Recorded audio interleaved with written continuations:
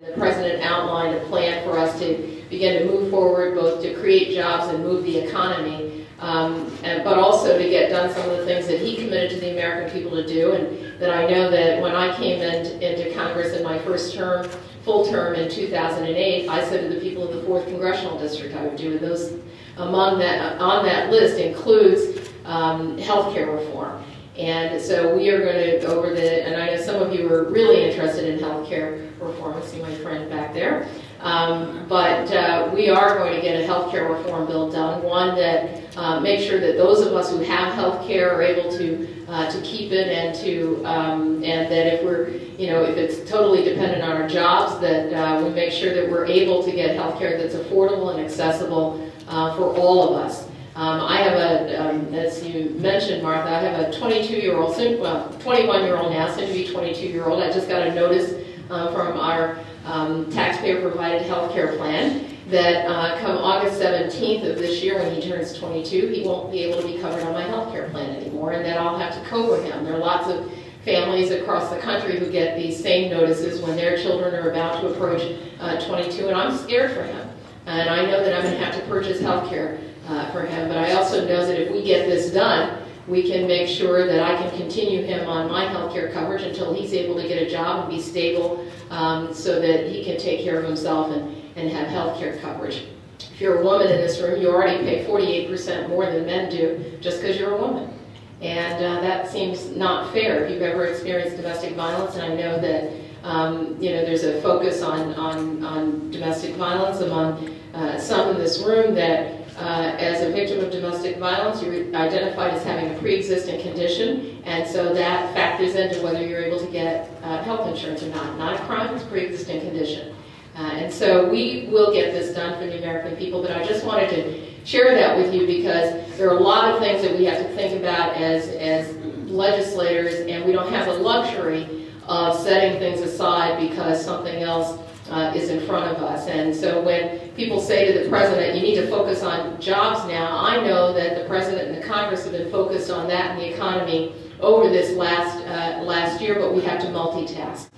That also means that we have things to focus on that are outside of the United States, that are in our larger world and that have a real impact on us. And one of the things that has drawn my attention over this last year, and also before I came into Congress, is the relationship that the United States has with Israel, and how it is that the U.S. can play a much more constructive role in terms of engaging Israel and the Palestinians to achieve the two-state solution that so many administrations, past administrations, have talked about.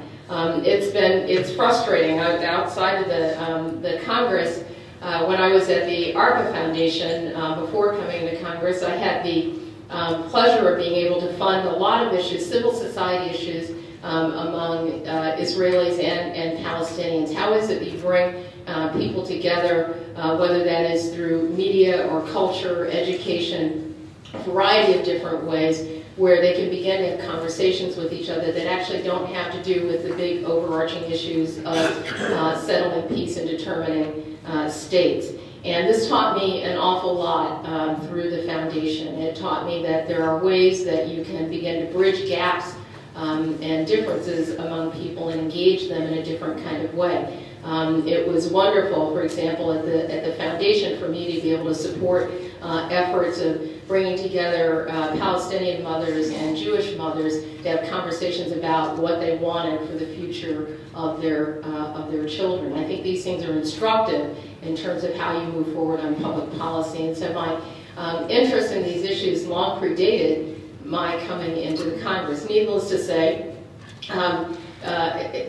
when I arrived in the Congress in the special election in June 2008, we proceeded through the fall. Israel had the experience of having suffered through, in the southern part of Israel, these rudimentary but dangerous rocket attacks coming into towns that border Gaza. Israel's response subsequent to that was a very deep military engagement in Gaza, resulting in a lot of both infrastructure and other kinds of damage in Gaza. This concerned me tremendously because particularly because of the loss of civilian life and infrastructure and the disruption that it caused. And I will say, and so from that point, many of you know that I voted for a resolution. I think it was in January. It was in January 2009, just about a couple of weeks or so. I'll get the dates wrong. Before the president was to be inaugurated, but also on the heels of the United Nations decision to issue its own resolution saying that they believe that the bombing that was taking place in Gaza should stop. And I thought, and I voted present on a resolution that was then introduced in the Congress because I thought that it was really, sort of very bad timing on the part of the Congress. The United States had already sent a signal to the United Nations. The United Nations had acted. I didn't actually think there was a role for the United States Congress in that, and I voted present on that resolution. And all of us in this room know that that resulted in a lot of conversation back and forth about this new member of Congress and where I stand on these issues. And I can't say that I was surprised by that. I wasn't surprised by that at all. But I do think that it is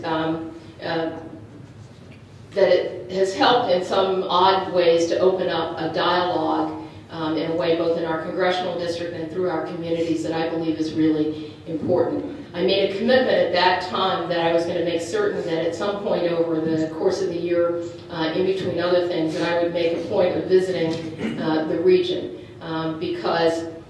Both because I had not and I wanted to, but I also wanted to be able to be on the ground talking with people and engaging with people and to try to understand better what was going on there. I think it has been quite misinterpreted that in fact my vote on that resolution was not at all a declaration about my support or not for Israel. And I just want to really make that point because I think it is the case, and I'm learning early on that, and I'm going to put this away because I don't really think I need it, and I usually just use it as a prop, and I keep moving it around the table, the podium. But I think that it is very often I've discovered in politics, and I'm new to politics. I came out of the nonprofit world, a different kind of world, a world in which nonprofits tend to sit down, work together, try to come to some kind of consensus. Politics actually doesn't work like that at all, even though I would agree with the president, it should operate like that more.